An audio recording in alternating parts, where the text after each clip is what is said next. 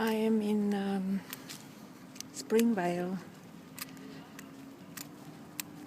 Homestead, where the artist camp is, and this has been here since the 1800s. It's quite incredible how it has been settled, and the trees here are extraordinary.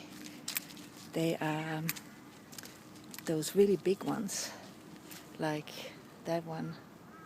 Where is it? Over there. See this one?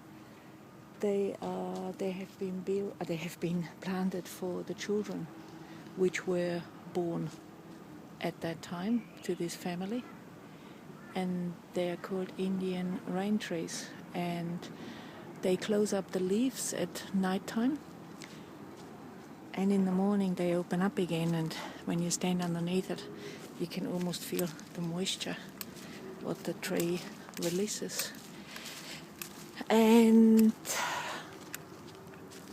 then up here is a little tree where there is a owl in it, and this one, of course, I have to find it. I find that later. I take a picture because I've got a friend who loves to see that one, so I will take a photograph for him.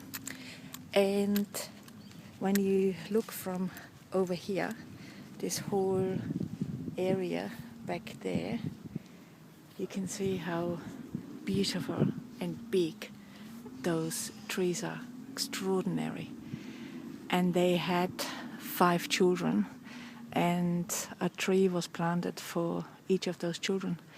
This is the homestead over there, very small, 5 rooms. But for the time in 1870 something, it was amazing. And that's the shop over there, which is recorded to have had an office, which is also extraordinary. Because anything what had an office in the 1800s was doing very well as a business. And the sheep and the cattle which were driven up here by this guy, whose name I have forgotten, from South Australia. They took 15,000 up here, and they all, of course, died, because sheep up here in this weather don't survive very well, and it's not country for them. And the cattle, they died of something like Riff Ross fever or some sort of infection. And who kept the property going was the woman who started growing veggies and fruit and opened this shop and did a marvelous roaring trade as the sheep and the cattle died, and it didn't become this amazing venture what this guy set out to do, being so close to Darwin, thinking that he is going to be this very wealthy man exporting through the harbour. What strikes me by listening to this and seeing, reflecting on places like that, it's the willpower those pioneers had and the strength and determination they had to have to keep going. You know, it took them from South Australia to come up here 2 years with this sheep and with the cattle, and they would do 5 and 10 miles a week. So a very long time indeed, and it took them 2 years to build the telegraph route which connected all of Australia from the bottom to the top.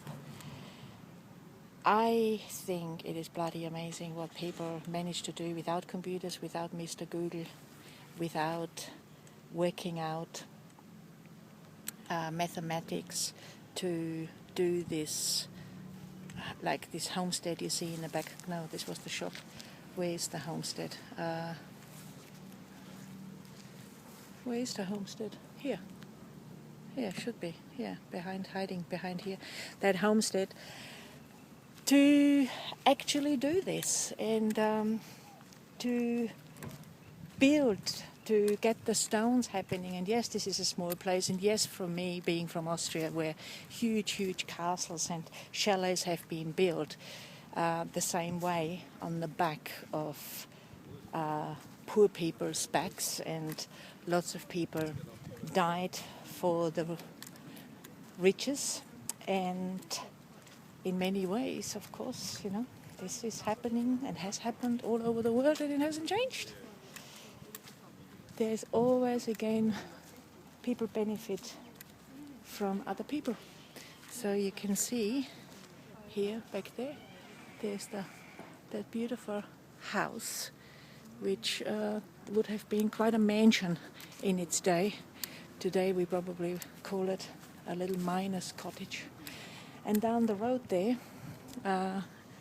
is the Catherine River, which was rising and flooded. You can't see it from here, but it has flooded twice to put this homestead here to the roof underwater, and the second time it flooded half to the windows. And it survived. It's still standing here, and it survived a bushfire. And in that river, of course, there's crocodiles, and there's a river cruise where you can go on and be watching how they feed the pet crocodiles they have got down the bottom. No, sort of pet crocodile, because they come and feed them every day, so they know they're there. Yeah, and this is the artist camp where I am this weekend. An amazing place, and I am feeling rather very lucky to explore this, learn about this, and be part of it, all because of hats. Was worth the drive.